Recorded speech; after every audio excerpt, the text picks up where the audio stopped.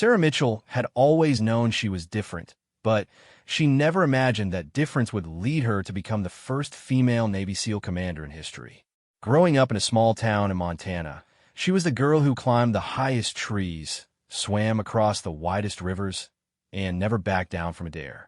Her father, a retired Marine, had raised her like the son he never had, teaching her that strength wasn't about size or gender, but about the fire burning inside your chest when everyone else wanted to quit.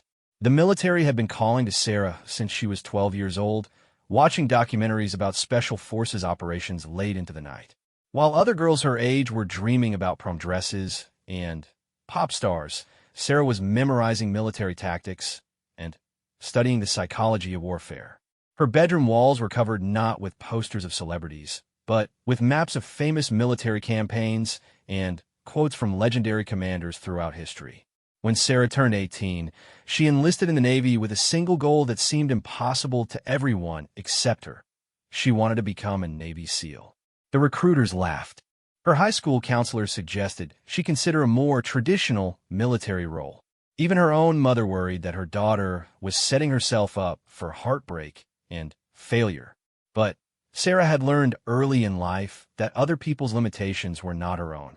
The path to becoming a Navy SEAL was brutal for anyone, but for a woman, it was like trying to climb Mount Everest blindfolded while carrying a piano. The Navy had only recently opened combat roles to women, and the SEAL community remained one of the most resistant to change.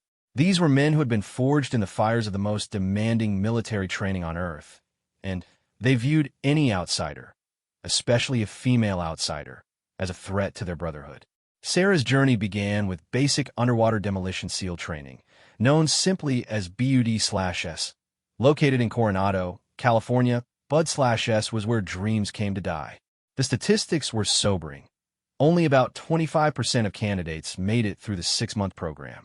For the handful of women who had attempted it before Sarah, the success rate was 0. The first day of BUD/S, Sarah stood among 215 other candidates, most of them towering over her 5'6" frame. The instructors, whether veterans with scars that told stories of battles fought in places most people couldn't pronounce, looked at her with expressions ranging from skepticism to outright hostility. She could hear the whispers, the bets being placed on how long she would last. Some gave her a week. The more generous estimates stretched to a month. The training was designed to break people. Candidates were subjected to freezing ocean swims, endless physical training sessions, and psychological pressure that pushed grown men to tears. They carried heavy boats over their heads for miles, crawled through mud while instructors screamed inches from their faces, and performed underwater exercises that pushed the boundaries of human endurance. All of this happened on just a few hours of sleep each night. Sarah's first real test came during the infamous Hell Week, a 5.5-day period where candidates got maybe 4 hours of sleep total while enduring continuous physical and mental challenges. She watched as man after man rang the brass bell that signified their decision to quit, their dreams of becoming a SEAL dissolving with each metallic chime. By the third day, her training class had shrunk from 215 to 87 candidates. But Sarah refused to ring that bell. Where her body screamed for rest, she found reserves of strength she didn't know existed. When the instructors got in her face and told her she didn't belong, she stared back with eyes that burned with unwavering determination. When her male teammates struggled to keep up during boat carries and log exercises, she took on extra weight without being asked, proving that leadership wasn't about giving orders, but about lifting others up when they faltered. The turning point came during a night exercise in the frigid Pacific Ocean. Candidates were required to swim 2 miles in choppy waters while waves crashed over their heads, and the cold seeped into their bones like liquid ice. Hypothermia was a real danger, and the instructors watched carefully for signs that someone was in serious trouble. About halfway through the swim, Sarah noticed that Jackson, a candidate from Texas who had been struggling with the water portions of training, was falling behind and showing signs of distress. Without hesitation, Sarah doubled back and swam alongside Jackson, encouraging him when his stroke weakened and positioning herself to help if he went under. The instructors watched this unfold, noting that Sarah was sacrificing her own time and energy to help a teammate, even though training was supposed to be an individual test. When they finally reached shore, both Sarah and Jackson had passed the minimum time requirement, but barely. After the exercise, Instructor Chief Martinez pulled Sarah aside. He was a man whose reputation for toughness was legendary even among SEALs, someone who had served multiple tours in Afghanistan and Iraq, and whose approval was harder to earn than a Medal of Honor. Sarah expected to be criticized for not focusing on her own performance. Instead, Martinez looked at her with something that might have been respect and said, "That was either the smartest or stupidest thing I've ever seen a candidate do. What you did out there wasn't about passing a test. That was about understanding what it means to be part of a team. Keep that up, and you might actually make it through this program." As the weeks continued, Sarah's reputation among her fellow candidates began to change. Initially, many had seen her as a publicity stunt, a token gesture by the Navy to show they were progressive.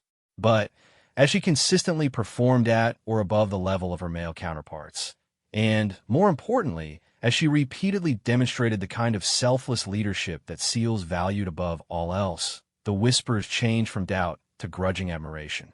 Her breakthrough moment came during an exercise called drown-proofing, where candidates had their hands tied behind their backs and their feet bound together before being thrown into a pool. They had to survive for 20 minutes, then swim to the bottom to retrieve an object with their teeth. It was a test that combined physical skill with mental toughness, and it had broken many strong men who panicked in the water. When Sarah's turn came, she approached the pool with the same calm focus she brought to every challenge. As she was pushed into the deep end, instead of fighting the water or panicking about her restrictions, she used techniques she had developed through years of swimming, turning her body into a tool that worked with the water rather than against it. For 20 minutes, she floated and moved with a grace that made the exercise look almost easy. When it came time to retrieve the object from the bottom, she dove down with the precision of a dolphin and emerged with the target in her teeth, water streaming from her hair as she surfaced. The pool area, usually filled with the nervous chatter of waiting candidates, had fallen completely silent. Even the instructors, men who prided themselves on never showing surprise, exchanged glances of genuine admiration.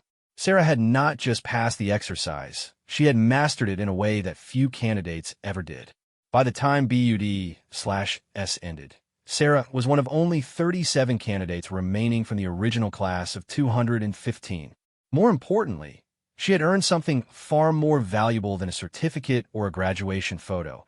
She had earned the respect of men who had never expected to give it to her. The graduation ceremony was held on a bright California morning, with families gathered to watch their sons and daughters officially become Navy SEALs. Sarah's parents had flown in from Montana, her father wearing his old Marine dress uniform, and her mother wiping away tears of pride. As Sarah received her trident pin, the golden symbol that marked her as a qualified SEAL, she felt the weight of history settling on her shoulders. But graduation from BUD/S was only the beginning. Sarah then faced additional years of specialized training, learning skills that range from advanced combat techniques to foreign languages to the kind of strategic thinking that would be required if she ever hoped to lead other SEALs. She attended jump school, dive school, and combat medic training. She learned to operate in desert environments, Arctic conditions, and urban warfare scenarios. Throughout this extended training period, Sarah continued to face skeptics who believed that even if a woman could make it through SEAL training, she would never be accepted by operational teams. The SEAL community was built on bonds forged in combat, and many questioned whether those bonds could ever truly include a female operator. Sarah's first operational assignment was with SEAL Team 5, based out of Coronado. Her commanding officer, Lieutenant Commander David Richardson, was a veteran of multiple deployments who had initially opposed the integration of women into SEAL teams. He made it clear that Sarah would have to prove herself all over again, that her BUD/S graduation was just the entry fee to a much more demanding test. The team's first mission with Sarah came 6 months later, a counterterrorism operation in Southeast Asia targeting a network that was trafficking weapons to insurgent groups. It was the kind of mission that SEALs specialized in, requiring a combination of stealth, precision, and the ability to make split-second decisions under extreme pressure. Sarah's role was as the team's communications specialist and secondary sniper, positions that required both technical expertise and the ability to remain calm during extended periods of high stress. The mission plan called for the team to infiltrate a remote compound, gather intelligence, and neutralize high-value targets without alerting nearby enemy forces. The operation began at midnight with a helicopter insertion 20 miles from the target. Sarah and her 7 male teammates moved through dense jungle terrain, navigating by starlight, and following routes that Sarah had memorized during weeks of mission planning.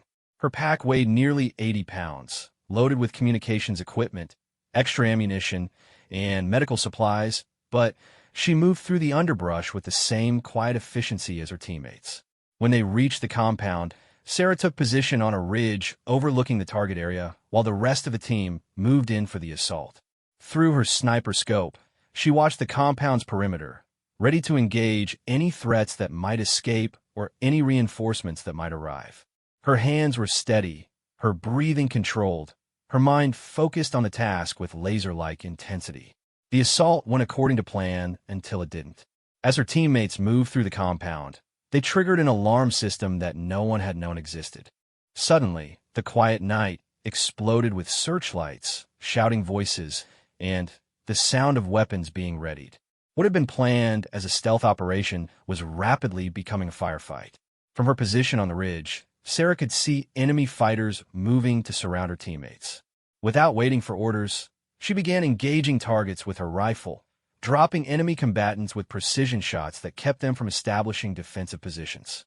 At the same time, she was coordinating with helicopter support and backup teams using her communications equipment, managing multiple radio frequencies while maintaining accurate fire. The firefight lasted for 18 minutes that felt like 18 hours.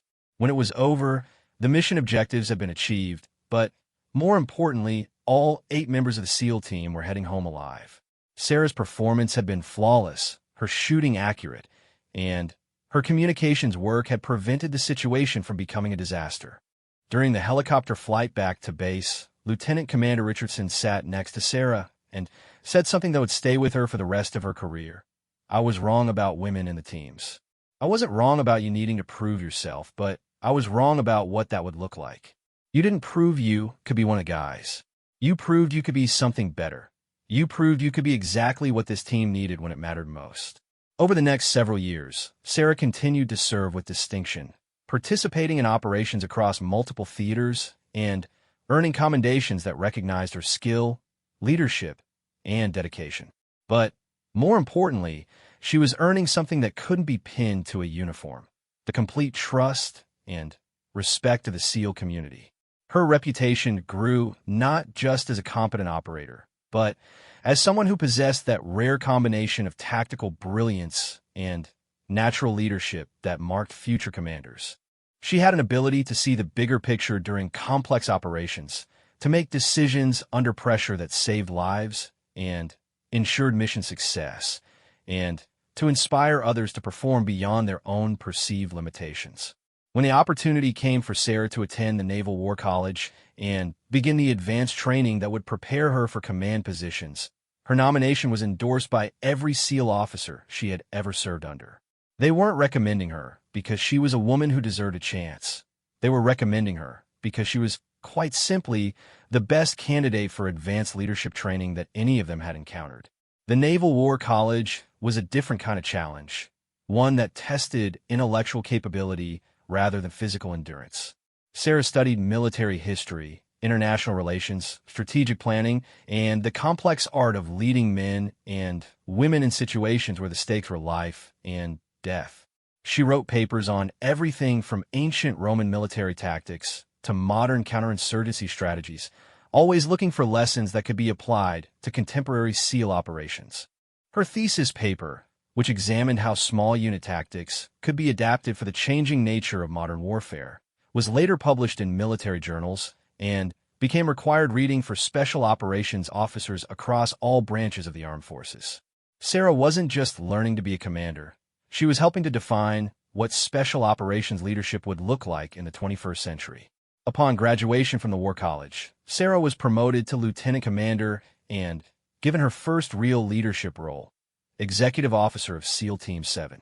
It was a position that put her second in command of over 200 elite operators, responsible for training, planning, and executing some of the military's most sensitive operations. The promotion was groundbreaking, but it also put Sarah in an impossible position. She was now responsible for leading men who had never served under female leadership, many of whom had built their entire military identity around the idea that special operations was an exclusively male domain. Some accepted her promotion with professional respect. Others saw it as political correctness run amok, a sign that the military was more concerned with making statements than maintaining effectiveness. Sarah's approach to this challenge was typically direct. On her first day as executive officer, she called together all the team leaders and senior enlisted personnel for a meeting that would set the tone for her entire tenure in the position. Instead of giving a speech about breaking barriers or making history, she focused on something much more practical: mission success and operator safety. "I'm not here to prove a point," she told the assembled SEALs. "I'm not here to be the first woman anything. I'm here to make sure that when this team deploys, we complete our missions and we bring everyone home. If you can help me do that, then we're going to work together just fine. If you can't, then we're going to have problems, and I promise you that I'm much better at solving problems than I am at ignoring them." The message was clear. Sarah's gender was irrelevant to her ability to lead, and anyone who made it an issue would find themselves dealing with an officer who had spent her entire career proving that she belonged exactly where she was. Over the following months, Sarah's leadership style began to win over even her most skeptical subordinates. She was demanding but fair, pushing her operators to excel while never asking them to do anything she wouldn't do herself. During training exercises, she participated alongside her teams, demonstrating that her desk job hadn't dulled the skills that had made her an exceptional operator. More importantly, Sarah brought a fresh perspective to tactical planning and mission preparation. Her experience as both an operator and a student of military strategy allowed her to see connections and opportunities that others might miss. She developed new training protocols that improved team performance and pioneered techniques for integrating technology into traditional SEAL tactics. Her success as executive officer led to an offer that seemed impossible: the opportunity to take command of SEAL Team 12, a newly formed unit that would specialize in operations requiring the highest levels of tactical innovation and strategic thinking. If she accepted, Sarah Mitchell would become the first woman in history to command a Navy SEAL team. The decision wasn't easy. Taking command would mean even greater scrutiny, higher expectations, and the knowledge that any failure would be attributed not just to her individual leadership, but to the question of whether women belonged in special operations command positions at all. Success would be expected. Failure would be catastrophic, not just for her career, but for the future opportunities of other women in the military. But Sarah had never been one to back down from a challenge, especially one that could pave the way for future generations of female warriors. She accepted the command, knowing that she was stepping into a role where she would be tested in ways that no male commander ever had to face. The real challenge she was about to discover wouldn't come from enemy forces or impossible missions, but from the very men she was meant to lead. Commander Sarah Mitchell's first day leading SEAL Team 12 began before dawn in a briefing room that smelled of coffee and determination. The walls were lined with maps of global hot spots and photographs of previous missions, silent testimonies to the serious business conducted within these walls. 24 of the Navy's most elite operators sat before her, their faces a mixture of curiosity, skepticism, and carefully controlled hostility. Sarah had spent weeks preparing for this moment, studying the personnel files of every man under her command. She knew their strengths, their weaknesses, their combat histories, and their personal stories. What the files couldn't tell her was how these hardened warriors would react to taking orders from someone they viewed as an outsider, regardless of her qualifications. The team was an interesting mix of personalities and backgrounds. There was Petty Officer First Class Marcus Rodriguez, a sniper from El Paso whose accuracy was legendary even among SEALs. Chief Petty Officer James Thompson had grown up in the mountains of North Carolina and could navigate any terrain without a compass. Senior Chief Alan Foster was a demolitions expert who could make a bomb out of household cleaning supplies or disarm one while enemy fire rained down around him. Each of these men had requested assignment to SEAL Team 12 because it represented the cutting edge of special operations. They wanted to be part of something new, something that would push the boundaries of what was possible in modern warfare.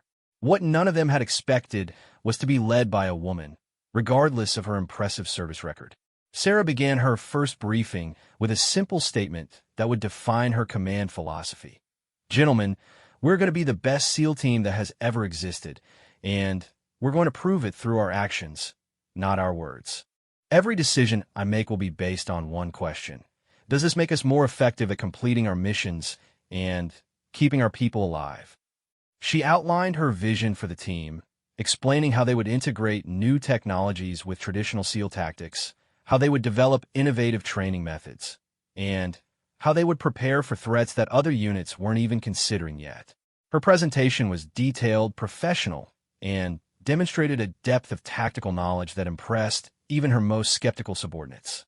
But respect in the SEAL community wasn't earned through PowerPoint presentations or impressive credentials. It was earned through shared hardship, proven competence under pressure, and the kind of personal courage that could only be demonstrated when everything was on the line. The first test came during a training exercise designed to evaluate the team's readiness for deployment. The scenario involved a hostage rescue mission in an urban environment with multiple buildings, civilian populations, and complex tactical challenges. Sarah would be commanding the operation from a forward position, making real-time decisions as the situation evolved.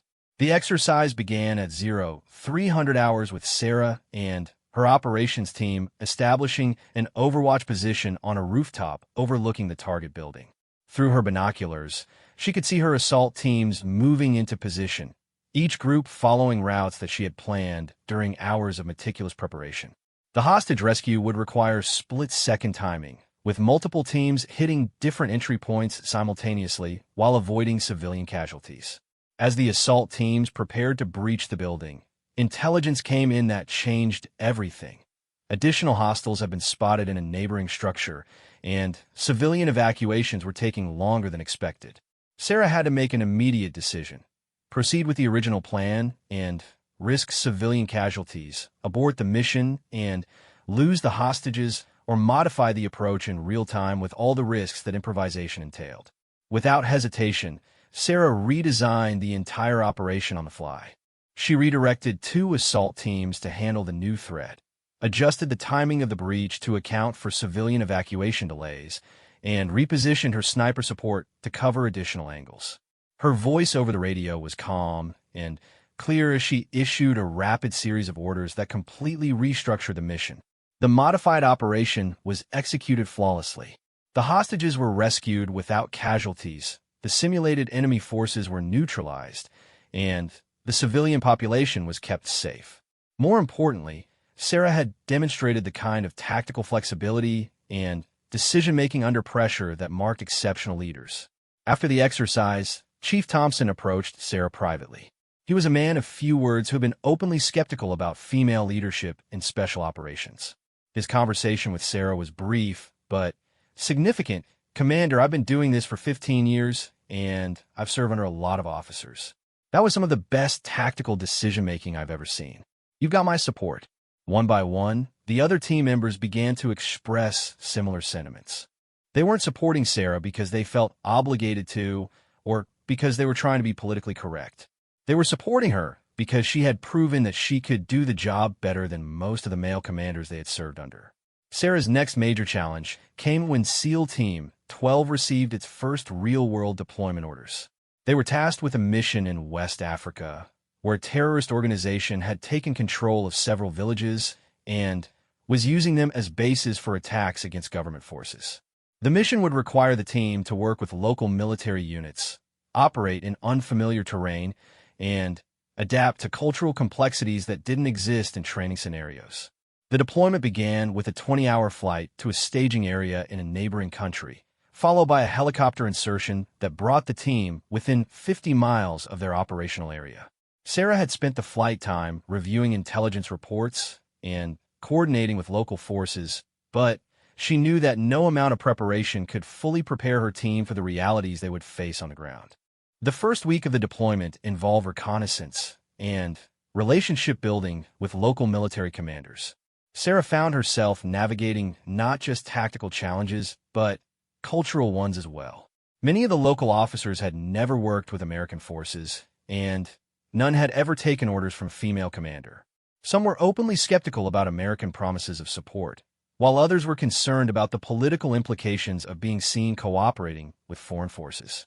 Sarah's approach was to focus on results rather than rhetoric. Instead of trying to convince local commanders that Americans could be trusted, she demonstrated American commitment through actions.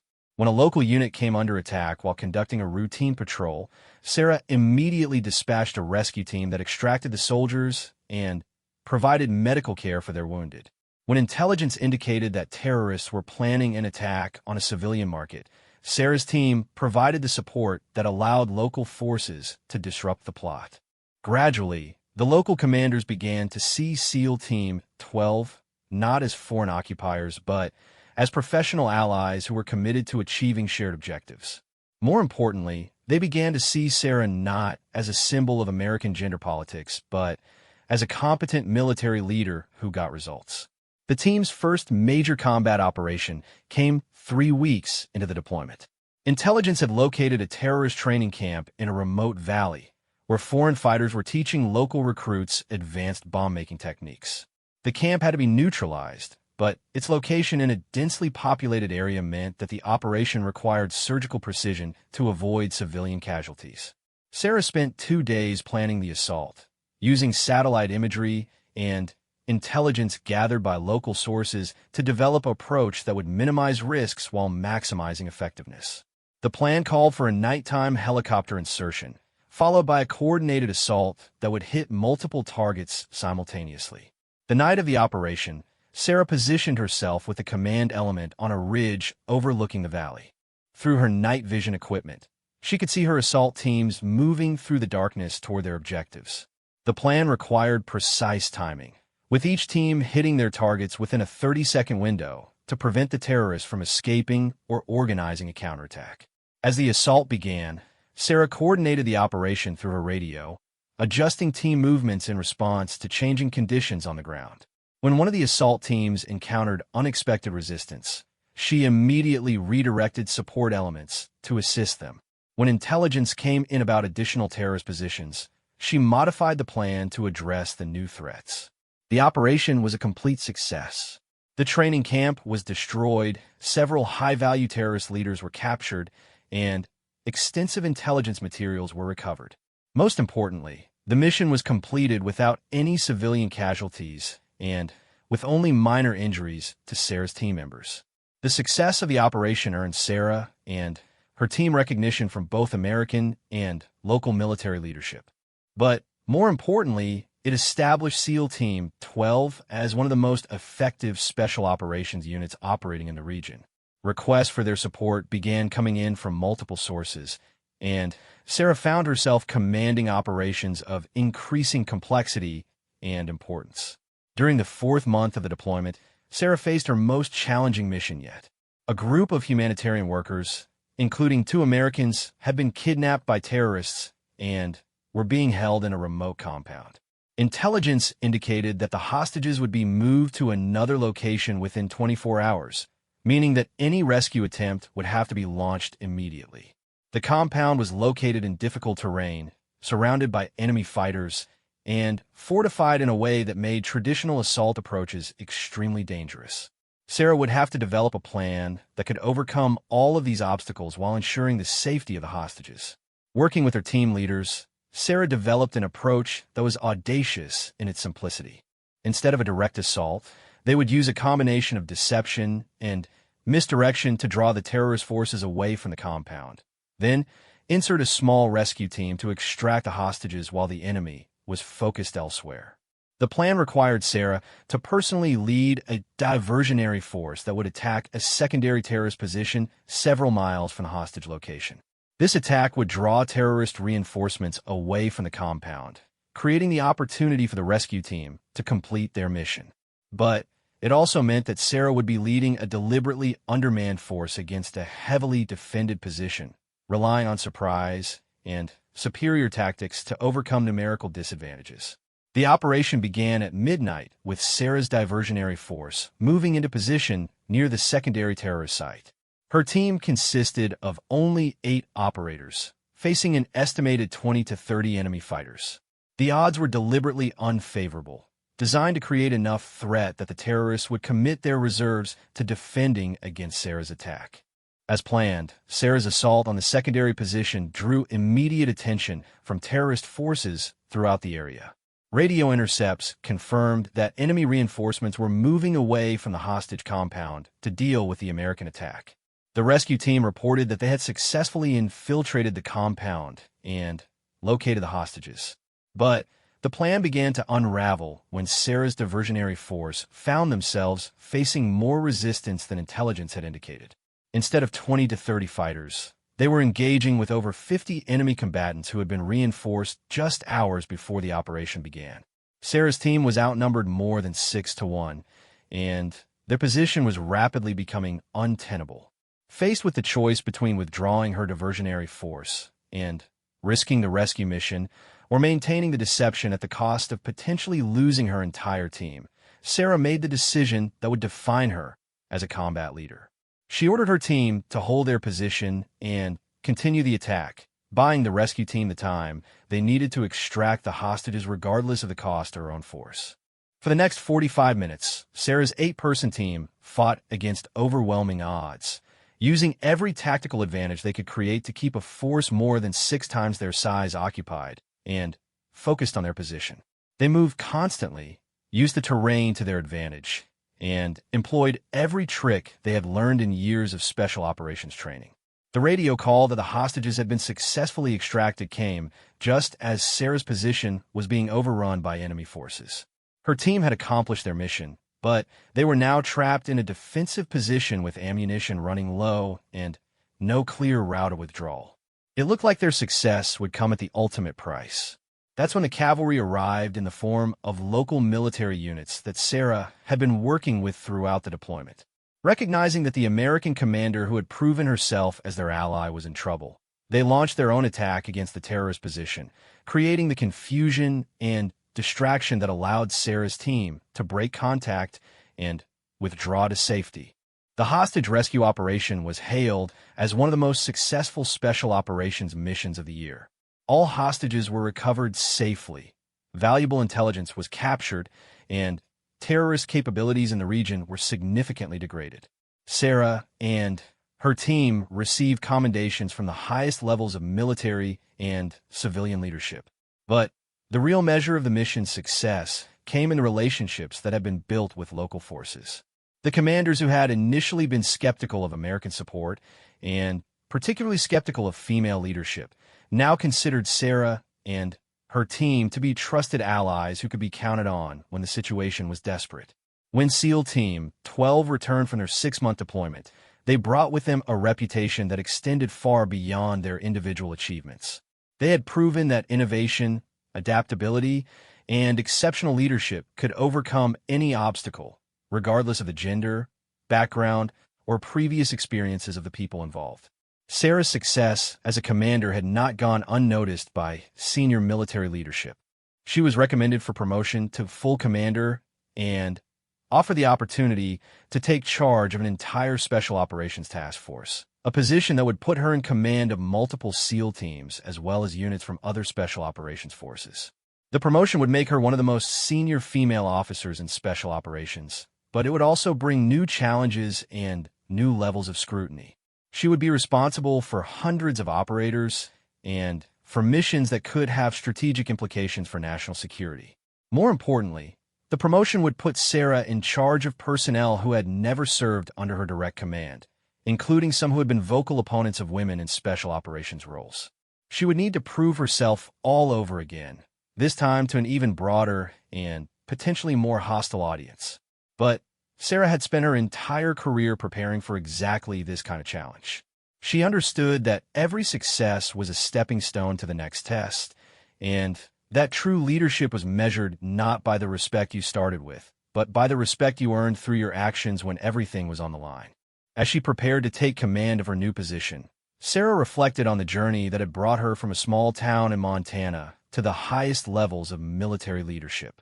Every obstacle had made her stronger, every challenge had taught her something new, and every success had opened doors for the women who would follow in her footsteps.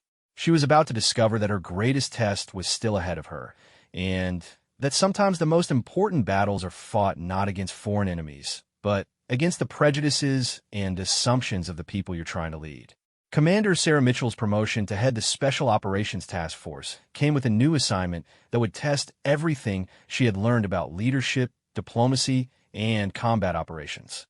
She was being sent to establish a forward operating base in the mountains of Afghanistan, where multiple special operations units would coordinate efforts against a resurgent Taliban presence that threatened to destabilize the entire region.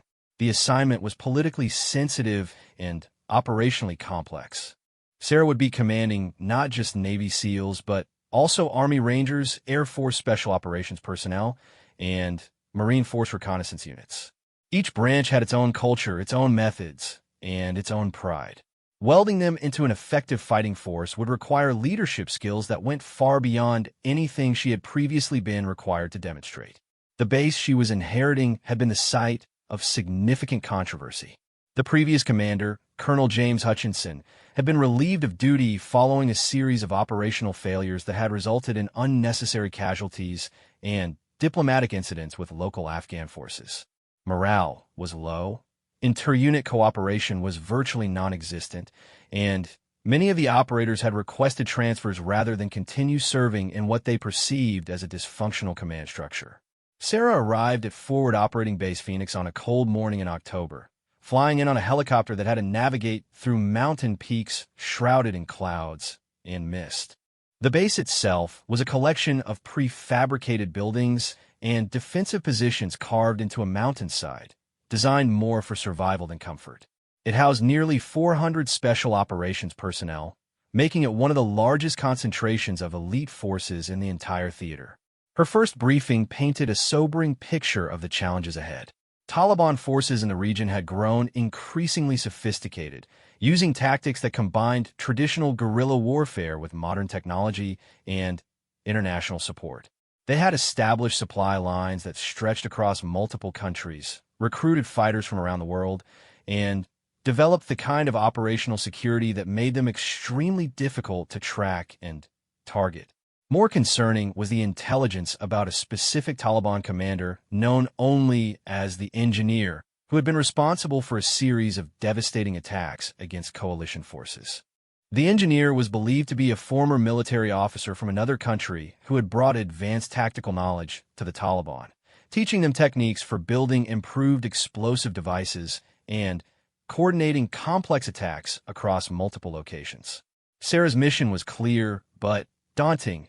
She needed to restore the effectiveness of the task force, eliminate the Taliban threat in her area of responsibility, and capture or kill the Engineer before he could launch what intelligence suggested would be a major offensive against coalition forces throughout the region. Her first priority was addressing the morale and cooperation issues that were crippling the task force's effectiveness. She called together all unit commanders for a meeting that would set the tone for her entire tenure at the base. The room was filled with some of the most experienced special operations officers in the American military, men who had commanded successful missions in multiple theaters and who were used to operating with considerable autonomy. "Gentlemen," Sarah began, "we have a choice to make. We can continue operating as separate units that happen to share the same zip code, or we can become a unified force that multiplies each other's capabilities and covers each other's weaknesses. The enemy doesn't care about our branch rivalries or our unit pride. They only care about killing Americans and destabilizing this region. Which approach do you think is going to keep more of our people alive and complete more of our missions?" The question was rhetorical, but it cut straight to the heart of the problem. Each unit commander knew that better cooperation would improve their effectiveness, but old habits and institutional pride were difficult obstacles to overcome. Sarah's solution was both simple and revolutionary. Instead of trying to force cooperation through orders and directives, she would create situations where cooperation was the only path to success. She restructured the task force's operations so that every mission required elements from multiple units, making success dependent on effective inter-unit coordination. More importantly, she personally participated in training exercises and planning sessions for each unit, demonstrating that she understood their unique capabilities and respected their expertise. When the Army Rangers needed additional sniper support for a mission, Sarah arranged for Navy SEAL marksmen to provide backup while ensuring that Ranger commanders retained operational control.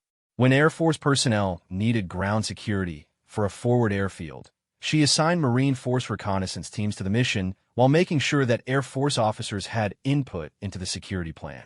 Gradually, the artificial barriers between units began to break down.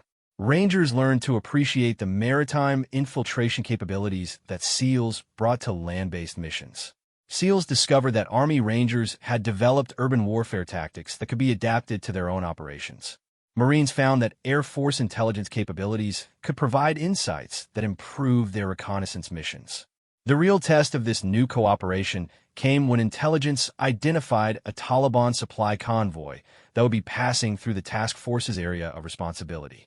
The convoy was believed to be carrying weapons and explosive that would be used in the planned offensive, making its destruction a high priority for the task force. The mission Sarah planned was complex and ambitious, requiring precise coordination between multiple units operating in different domains. Navy SEALs would establish overwatch positions in the mountains overlooking the convoy route. Army Rangers would set up the primary ambush position along a narrow valley where the convoy would be forced to slow down. Marines would provide blocking positions to prevent enemy escape or reinforcement. Air Force personnel would coordinate close air support and manage communications between all elements. The operation began before dawn, with each unit moving to their assigned positions under cover of darkness. Sarah positioned herself with the command element at a location where she could maintain radio contact with all teams while observing the primary ambush site through binoculars and surveillance equipment. As the sun rose, reports began coming in from reconnaissance elements tracking the convoy's approach. The Taliban force was larger than expected, with more vehicles and more security personnel than intelligence had indicated. Sarah faced an immediate decision: proceed with the planned ambush despite the increased enemy strength, or abort the mission and risk losing a valuable opportunity to disrupt Taliban operations. After consulting with her unit commanders via radio, Sarah made the decision to proceed with modifications. She repositioned some elements to account for the larger enemy force while maintaining the basic structure of the ambush. More importantly, she ensured that all units understood the new situation and were prepared to adapt their tactics as the battle developed. When the convoy entered the kill zone, the ambush was triggered with devastating effect. The coordinated fire from multiple positions destroyed the lead and rear vehicles, trapping the middle portion of the convoy in a narrow valley. Taliban fighters who attempted to escape the ambush found their routes blocked by Marine positions, while those who tried to take defensive positions discovered that they were being engaged by SEAL snipers positioned on the surrounding ridgelines. The battle was over within 20 minutes, and the results exceeded all expectations. The entire convoy was destroyed, valuable intelligence materials were captured, and dozens of Taliban fighters were eliminated. Most importantly, the operation was completed without any casualties to Sarah's forces, a testament to the effectiveness of the coordinated planning and execution. The success of the convoy ambush established the task force as a formidable presence in the region and demonstrated that Sarah's approach to inter-unit cooperation could produce results that exceeded the sum of individual capabilities. But it also attracted the attention of the engineer, who began focusing his efforts on countering the threat posed by the newly effective American force. The Taliban response came in the form of a series of coordinated attacks against coalition forces throughout the region, attacks that demonstrated a level of tactical sophistication that confirmed the engineer's influence. Instead of the traditional hit-and-run tactics that characterized most Taliban operations, these attacks involved complex timing, multiple diversionary elements, and the kind of strategic thinking that suggested professional military training. Sarah found herself engaged in what amounted to a chess match with an opponent she had never seen, but whose tactical fingerprints were evident in every enemy operation. The engineer would probe for weaknesses in coalition defenses, then launch attacks designed to exploit whatever vulnerabilities he discovered. Sarah would counter by adjusting her defensive posture and launching offensive operations designed to disrupt Taliban planning and communications. The deadly game continued for several weeks, with each side scoring tactical victories while searching for the strategic advantage that would allow them to achieve decisive results. Sarah's task force successfully disrupted Taliban supply lines, destroyed weapons caches, and eliminated numerous enemy fighters. But the engineer continued to adapt his tactics, avoiding major confrontations while inflicting a steady toll on coalition forces through improvised explosive devices, sniper attacks, and small unit ambushes. The breakthrough came when intelligence analysts identified a pattern in Taliban communications that suggested the engineer was personally coordinating attacks from a specific region of mountains northeast of the task force base. The intelligence was fragmentary and required confirmation, but it offered the first real opportunity to target the engineer himself rather than simply responding to his operations. Sarah authorized a reconnaissance mission that would attempt to confirm the engineer's location and develop targeting information for a larger operation. The mission would be extremely dangerous, requiring a small team to operate deep in enemy territory for an extended period while avoiding detection by Taliban forces that were specifically watching for American reconnaissance efforts. The reconnaissance team consisted of 6 operators, 2 Navy SEALs with extensive mountain warfare experience, 2 Army Rangers skilled in long-range surveillance, and 2 Marine Scouts who specialized in intelligence gathering. Sarah would have preferred to command the mission personally, but the tactical requirements made her presence impractical, and she needed to remain at the base to coordinate support elements. The team was inserted by helicopter at night, landing in a remote valley 20 miles from the suspected Taliban location. They would move on foot through difficult mountain terrain, establish observation positions, and spend up to a week gathering intelligence while remaining undetected by enemy forces that knew the territory intimately and had numerous advantages in terms of local support and knowledge. For 3 days, the reconnaissance team moved through the mountains without making significant contact with Taliban forces. They found evidence of recent enemy activity, including fighting positions and supply caches, but nothing that confirmed the engineer's presence or revealed his specific location. On the 4th day, the team observed a meeting between several Taliban commanders at a location that matched intelligence descriptions of the engineer's coordination center. Through long-range surveillance equipment, they were able to photograph the participants and record electronic communications that provided valuable insights into Taliban planning and capabilities. But as they prepared to withdraw from their observation position, the team realized they had been detected. Taliban forces were moving to surround their position, and it appeared that their presence had been compromised, possibly through electronic surveillance or simply through the kind of careful observation that experienced guerrilla fighters use to protect their territory. The reconnaissance team found themselves trapped in enemy territory, outnumbered by forces that knew the terrain better than they did, and facing the possibility of capture or death with no immediate prospect of rescue or reinforcement. Their radio calls for extraction were answered by Sarah, who immediately began planning a rescue operation that would require everything her task force had learned about coordination and tactical innovation. Sarah's rescue plan was as audacious as anything she had ever attempted. She would launch a multi-axis assault against Taliban positions throughout the region, creating enough confusion and pressure that the enemy would be forced to abandon their efforts to capture the reconnaissance team. At the same time, she would insert additional forces to reinforce the trapped team and provide them with the firepower necessary to fight their way to an extraction point.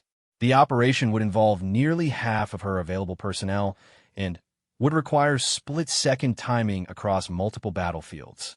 More importantly, It would commit the task force to a major battle with Taliban forces that had been preparing defenses in familiar territory for months. Despite the risks, Sarah authorized the operation because she understood that abandoning the reconnaissance team would destroy everything she had built in terms of unit cohesion and mutual trust. Her people needed to know that their commander would move heaven and earth to bring them home when they found themselves in trouble. The rescue operation began at dawn with simultaneous attacks against Taliban positions throughout a 20-mile radius. Army Rangers assaulted enemy strongpoints in the valleys. Navy SEALs engaged targets in the mountain ridgelines. Marines established blocking positions to prevent Taliban reinforcements. And Air Force personnel coordinated close air support that hammered enemy positions with precision strikes. The diversionary attacks achieved their intended effect, forcing Taliban commanders to redirect forces away from the area where the reconnaissance team was trapped. But the enemy response also revealed the true extent of Taliban capabilities in the region, as hundreds of fighters emerged from concealed positions to engage the attacking American forces. Sarah found herself commanding a battle that involved more personnel and covered more territory than anything she had previously experienced. From her command post, she coordinated the activities of multiple units engaged in simultaneous firefights across dozens of locations, adjusting tactics in real time as new threats emerged and opportunities developed. The critical moment came when the reinforcements Sarah had dispatched reached the trapped reconnaissance team. The combined force now had the firepower to fight their way to the extraction point, but they would have to move through several miles of enemy-controlled territory while under constant attack from Taliban forces that were converging on their position. Sarah coordinated the withdrawal by directing air support against Taliban positions along the route, while positioning ground forces to provide covering fire and establish rally points where the rescue force could reorganize if they encountered heavy resistance. The extraction became a running battle that lasted for over 3 hours and covered terrain that ranged from dense forests to rocky mountain slopes.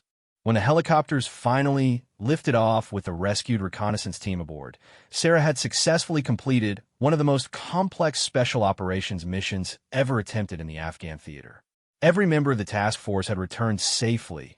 Valuable intelligence about Taliban operations had been gathered, and enemy capabilities in the region had been significantly degraded.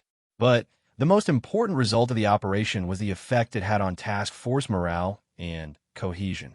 The successful rescue had demonstrated that Sarah's leadership could be trusted in the most desperate circumstances, and that the inter-unit cooperation she had fostered could overcome seemingly impossible obstacles. Word of the successful rescue operation spread throughout the special operations community and reached the highest levels of military and civilian leadership. Sarah received congratulations from the Secretary of Defense and was recommended for one of the military's highest decorations for combat leadership.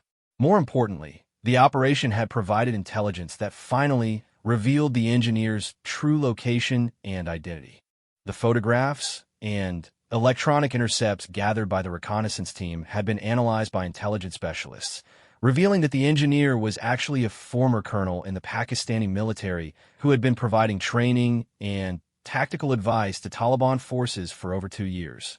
Armed with this information, Sarah began planning what would be the most significant mission of her career, a direct assault against the engineer's headquarters that would eliminate the tactical mastermind behind the Taliban's increased effectiveness and potentially change the balance of power in the entire region.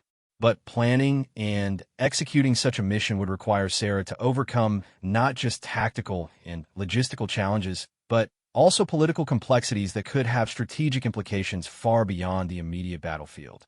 The engineer's location was in an area that bordered Pakistan, and any military action could create diplomatic incidents that might affect relationships between multiple nations. Sarah would need to demonstrate not just her skills as a combat commander, but her ability to understand and navigate the complex political environment in which modern military operations must be conducted. The stakes were higher than they had ever been, and the margin for error was virtually non-existent. The intelligence that revealed the engineer's identity and location created both an opportunity and a dilemma for Commander Sarah Mitchell.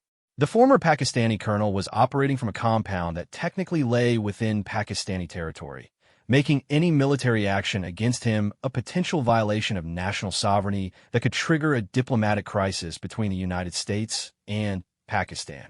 Sarah found herself in the position that many special operations commanders face, but hoped to avoid. She had clear tactical objectives that conflicted with complex political realities. Eliminating the engineer would significantly degrade Taliban capabilities and potentially save hundreds of American and coalition lives. But doing so might require actions that could have strategic consequences far beyond the immediate military benefits. The decision about how to proceed was ultimately made at levels far above Sarah's pay grade, but she was asked to provide detailed assessments of the operational challenges and requirements for targeting the engineer's compound. Her analysis would influence whether political leadership authorized a cross-border operation or attempted to address the threat through diplomatic channels. Sarah's tactical assessment was thorough and sobering. The compound was located in a remote mountain valley that could only be accessed through narrow passes that would be heavily defended. It was surrounded by natural obstacles that would make a direct assault extremely costly, and intelligence suggested that the engineer had surrounded himself with experienced fighters who were specifically trained to repel special operations attacks. More challenging was the timeline. Intelligence indicated that the engineer was planning to relocate to a more secure location within 2 weeks, meaning that any military action would have to be taken quickly or the opportunity would be lost. There would be no time for extended planning or rehearsals, and any operation would have to be executed with whatever forces and equipment were immediately available. After 3 days of intense analysis and consultation with higher headquarters, Sarah received the authorization she had been waiting for. She was cleared to conduct a cross-border operation to capture or eliminate the engineer, with the understanding that the mission would be conducted with complete deniability and that any evidence of American involvement would have to be minimized or eliminated. The mission Sarah planned was unlike anything in her previous experience. Instead of the large-scale, multi-unit operations that had characterized her recent commands, this would be a small team insertion designed to achieve maximum effect with minimum footprint. She would personally lead a force of 12 operators, the smallest number that could realistically accomplish the mission while providing adequate security for extraction under hostile conditions. Selecting the team was one of Sarah's most difficult decisions. She needed operators with specific skill sets, mountain warfare specialists who could navigate difficult terrain, communications experts who could maintain contact across international borders, demolitions personnel who could breach fortified positions, and medics who could treat casualties during an extended operation in hostile territory. More importantly, she needed people she could trust absolutely, operators who would follow her orders without question even when those orders required them to take actions that pushed the boundaries of international law and military regulations. Every person on the team will be taking career-ending risks simply by participating in the operation. The team Sarah assembled represented the best of what her task force had to offer. Senior Chief Alan Foster brought his demolitions expertise and 15 years of special operations experience. Chief James Thompson contributed mountain warfare skills and an uncanny ability to navigate without electronic assistance. Staff Sergeant Maria Gonzalez, one of the few other women in special operations, provided medical capabilities and spoke multiple languages that might be useful during the mission. The infiltration plan was designed to avoid detection by Pakistani military forces while providing multiple extraction options if the mission went wrong. Sarah's team would be inserted by helicopter at night into Afghan territory near the Pakistani border, then move on foot across the border through mountain passes that were not regularly patrolled by Pakistani forces. Once inside Pakistan, they would establish a temporary base camp from which they could observe the compound and plan their assault. The attack itself would be conducted during a narrow window when intelligence suggested that the engineer would be present, but that defensive forces would be at their minimum strength. The most complex part of the plan involved extraction.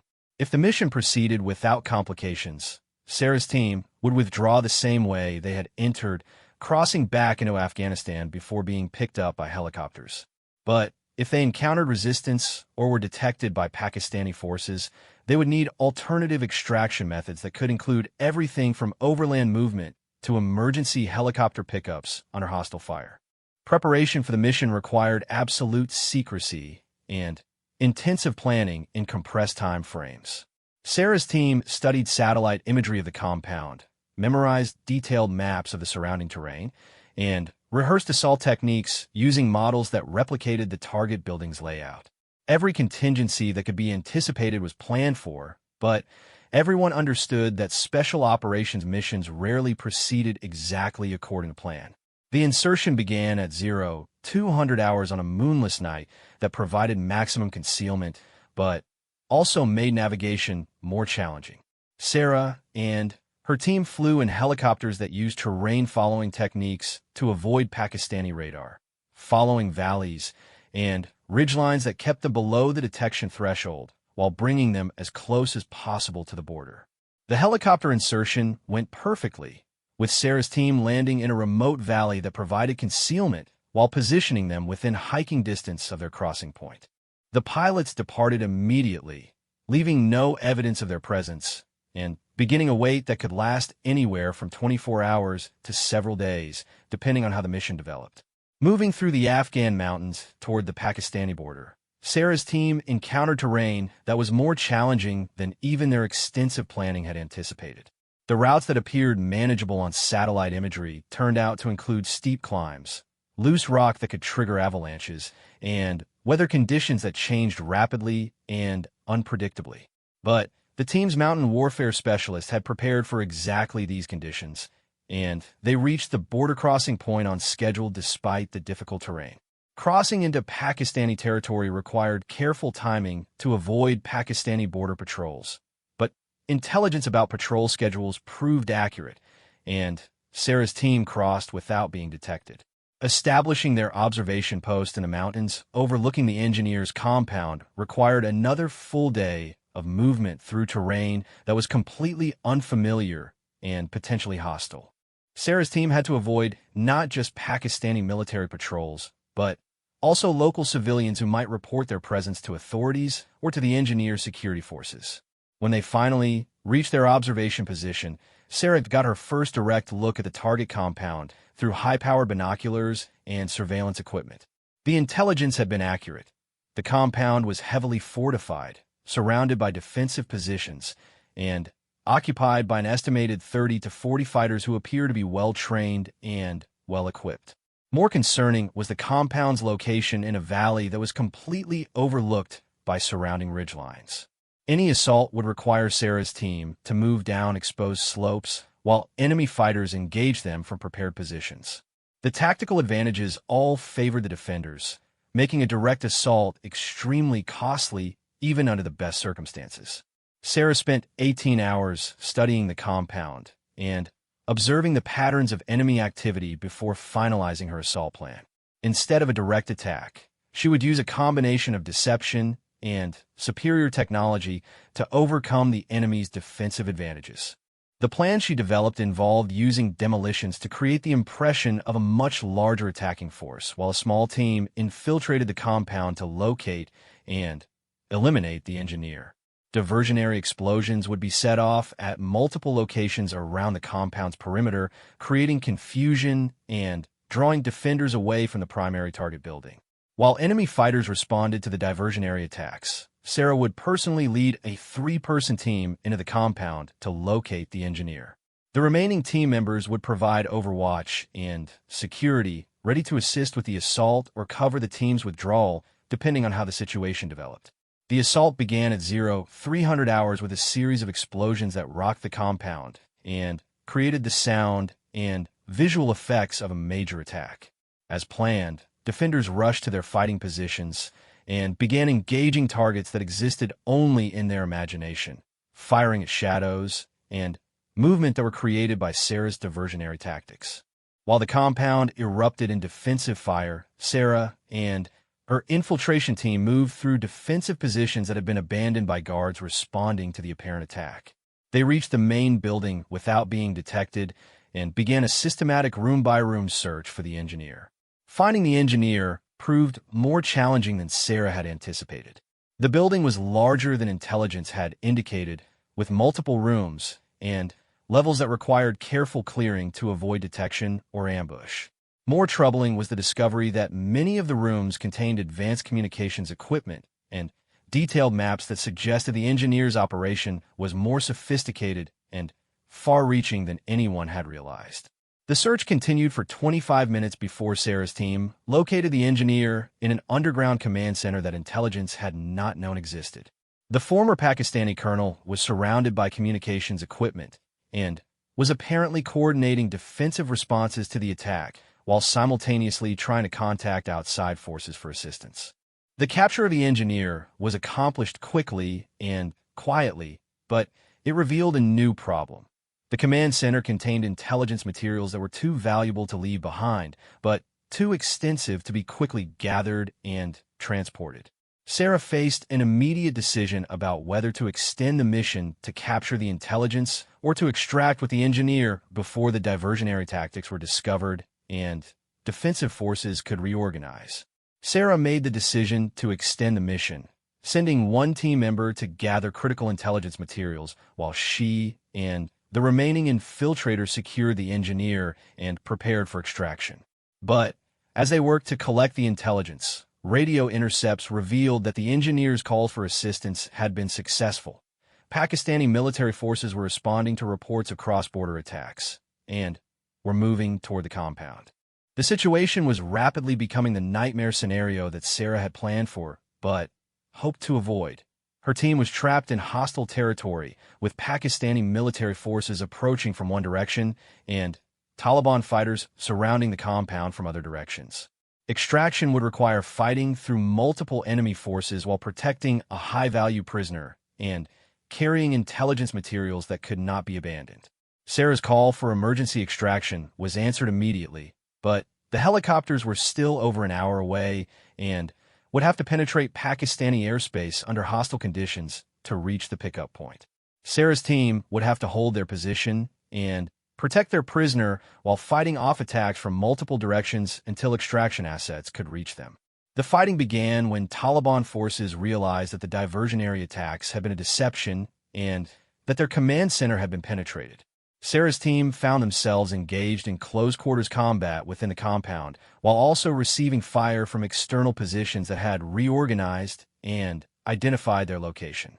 The tactical situation was desperate, but Sarah's team had advantages that their enemies could not match: superior training, better equipment, and the kind of unit cohesion that allowed them to coordinate their actions without extensive communication. They used their technological advantages to identify and engage enemy positions while moving constantly to avoid being pinned down by superior numbers. The arrival of Pakistani military forces added a new dimension to the battle, as Sarah's team found themselves caught between Taliban fighters who were trying to rescue the engineer and Pakistani soldiers who were responding to reports of foreign military activity on their territory. The situation became a three-way battle that was complicated by the fact that Pakistani forces were not deliberately targeting Americans, but were responding to what they believed was an attack by unknown forces against a Pakistani citizen. Sarah's solution to this complex tactical problem demonstrated the kind of innovative thinking that had characterized her entire career. Instead of trying to fight through both Taliban and Pakistani forces, she used her communications equipment to contact Pakistani military commanders directly, identifying herself as an American officer and requesting assistance in extracting her forces and their prisoner. The radio conversation that followed was unlike anything in Sarah's experience. She found herself conducting international diplomacy in real time while engaged in active combat, explaining her mission to Pakistani officers while Taliban fighters attempted to overrun her position.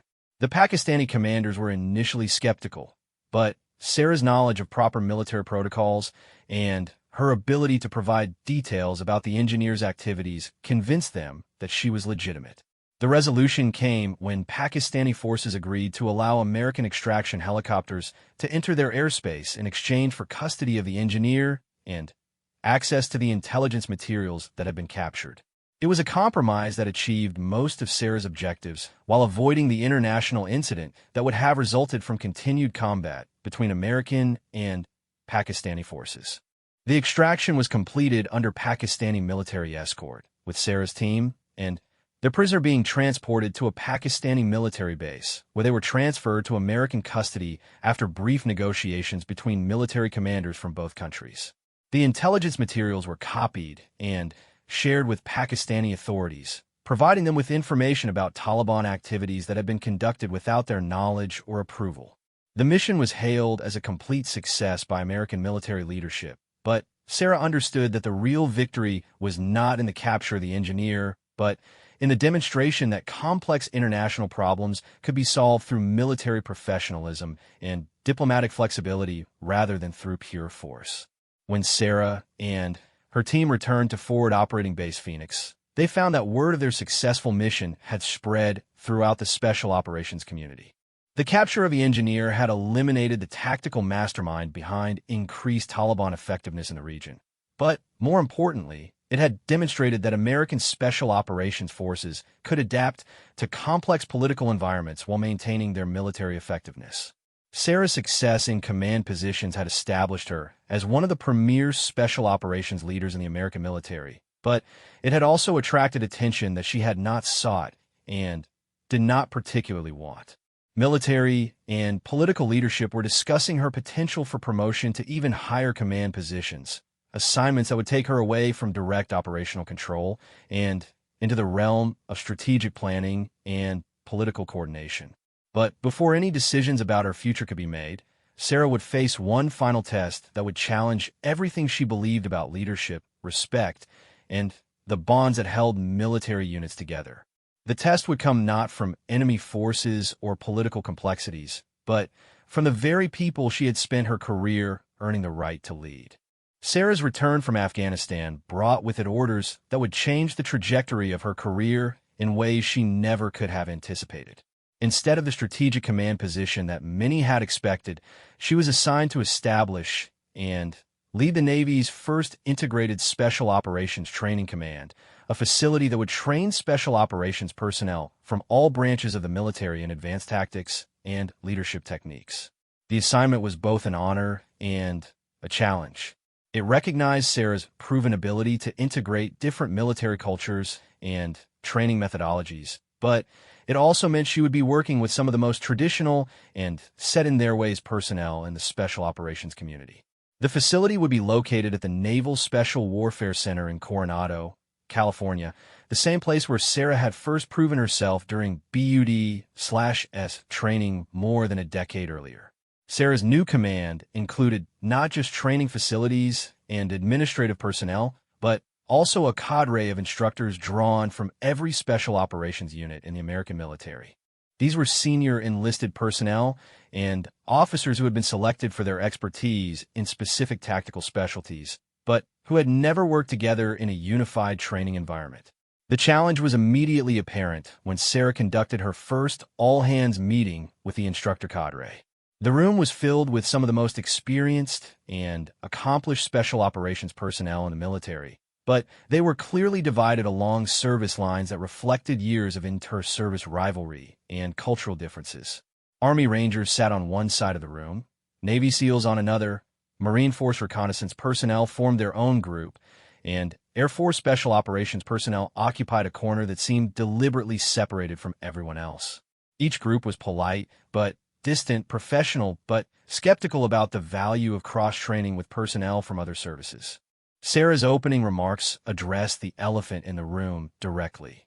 Gentlemen and ladies, we are here to create something that has never existed before, a training program that produces special operations personnel who can work effectively with anyone, anywhere, under any circumstances. That means we need instructors who can teach not just tactics and techniques, but the kind of adaptability and open-mindedness that makes inter-service cooperation possible. The response was professionally respectful, but personally skeptical. These were instructors who had spent their careers perfecting training methods that had proven successful within their own services. They understood their own students, their own equipment, and their own tactical doctrines. Working with personnel from other services meant learning new approaches, adapting familiar techniques, and potentially compromising methods that had worked well for years. Sarah's approach to overcoming this resistance was characteristically direct. Instead of trying to force cooperation through administrative directives, she created training scenarios that required instructors from different services to work together in order to achieve success. She designed exercises where Army Ranger demolitions experts had to coordinate with Navy SEAL maritime specialists, where Marine Scouts had to integrate with Air Force communications personnel, and where everyone had to adapt to unfamiliar equipment and procedures. The initial results were predictably chaotic. Instructors who were accustomed to working with personnel who shared their background and training found themselves struggling to communicate with colleagues who used different terminology, different procedures, and different approaches to identical problems.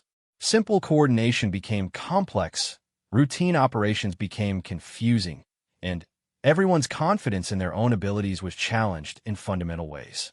But gradually, as the instructors worked through the challenges of inter-service cooperation, they began to discover advantages that none of them had anticipated. Army Rangers learned maritime infiltration techniques that expanded their operational capabilities. Navy SEALs discovered urban warfare tactics that improved their effectiveness in land-based operations.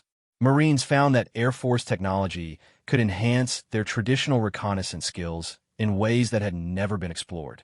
More importantly, the instructors began to develop personal relationships that transcended service rivalries.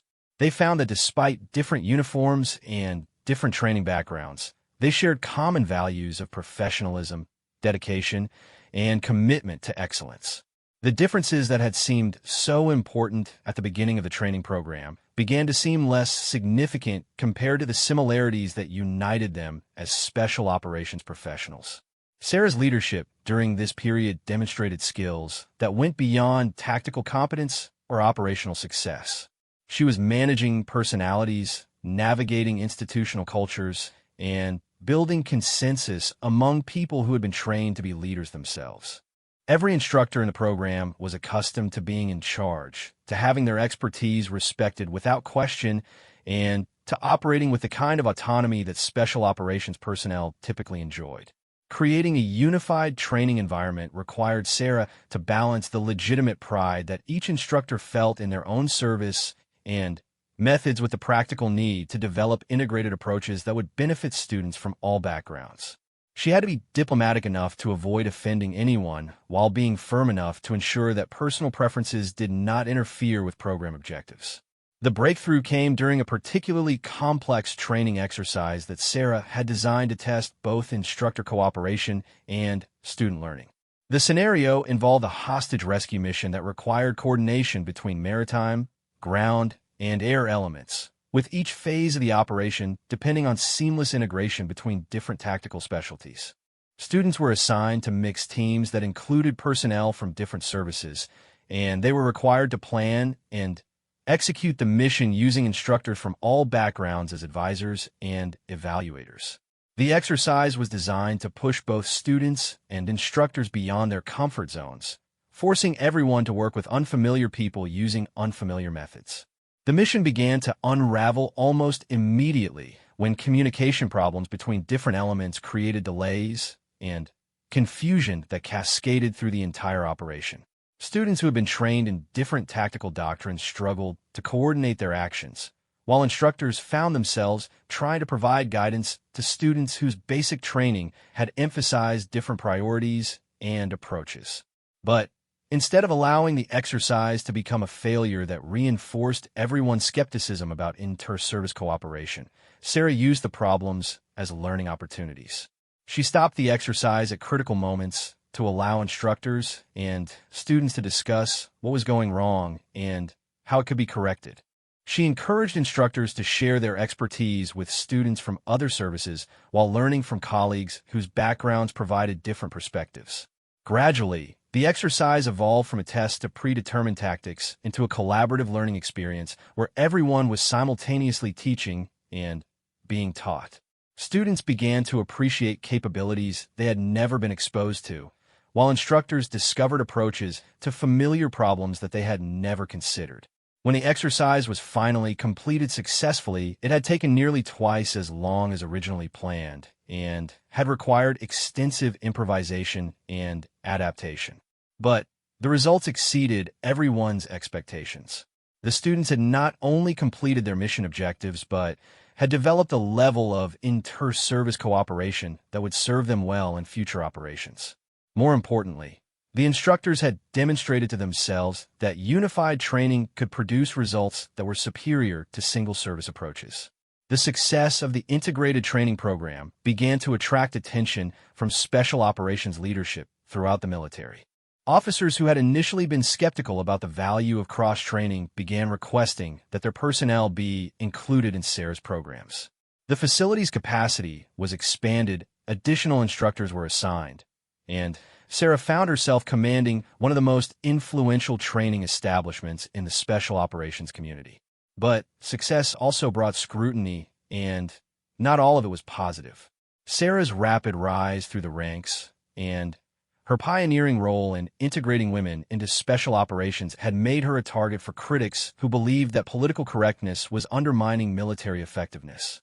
Some argued that her promotions had been based more on her gender than her accomplishments, while others suggested that integrated training was a solution to problems that didn't really exist.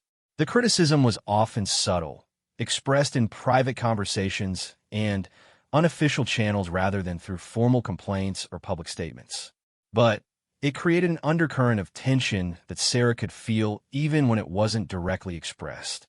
She knew that her performance was being evaluated by standards that were different from those applied to male officers, and that any failure would be attributed not just to her individual leadership, but to broader questions about women in combat roles. Sarah's response to this pressure was to focus on results rather than politics. She documented the performance of personnel who had completed integrated training programs, compared their effectiveness to traditionally trained operators, and compiled statistical evidence that demonstrated the superior capabilities of cross-trained personnel. The data was compelling. Personnel who had completed Sarah's integrated training programs showed improved performance in joint operations, reduced friendly fire incidents during inter-service cooperation, and enhanced adaptability when assigned to unfamiliar units or environments. More importantly, they demonstrated leadership capabilities that enabled them to work effectively with diverse teams and complex command structures. But data and statistics could not address the cultural and personal challenges that continued to complicate Sarah's command environment. Despite the professional success of her programs, she continued to face skepticism from some personnel who questioned whether women belonged in special operations leadership positions. The most significant challenge came when Sarah was assigned a new group of instructor candidates that included several senior enlisted personnel who had been vocal critics of women in combat roles. These were highly experienced operators whose tactical expertise was unquestioned but whose attitudes toward female leadership were rooted in years of service in exclusively male environments. Among these new instructors was Master Chief Petty Officer Robert Hayes, a SEAL with over 20 years of experience who had served multiple combat tours and whose reputation for tactical excellence was matched by his reputation for old-school attitudes about military traditions. Hayes had never served under female leadership and had publicly expressed doubts about whether women possessed the physical and emotional capabilities necessary for special operations leadership. Sarah's initial meetings with Hayes and the other skeptical instructors were professionally correct but personally tense. They followed orders, participated in training exercises, and maintained the kind of military courtesy that regulations required. But Sarah could sense the underlying resistance, the feeling that they were participating in something they believed was fundamentally wrong, but were powerless to change.